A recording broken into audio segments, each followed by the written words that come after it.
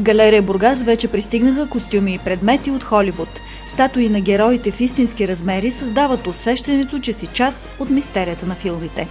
Посетителите на изложбата ще бъдат посрещнати от Терминатора и героите от Междузвездни войни, както и от страховитата Мумия. Можете да се докоснете до мечовете, щитове, ножове и дори пушката на Николас Кейдж от Призрачен ездач, или да облечете костюми, които са носили легендите на Холивуд. Тук са оригиналните костюми, използвани в хрониките на Ридик, Гладиатор, хрониките на Нарния, Индиана Джонс. Показани са и поредица от скици, пресъздаващи сценария, които показват всяка стъпка от създаването на филмите. Организаторите на изложбата са предвидели възможност за снимки с облеклата и снаряженията на любимите филмови герои.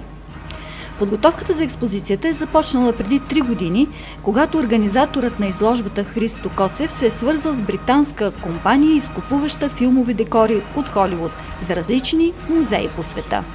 Изложбата ще остане в Бургас 3 месеца. В търговския център от утре ще можете да разгледате изложбата България на длан.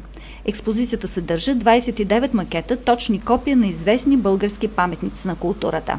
Авторите на България на длан очакват предложения за знакови сгради в Бургас, които да бъдат включени в експозицията.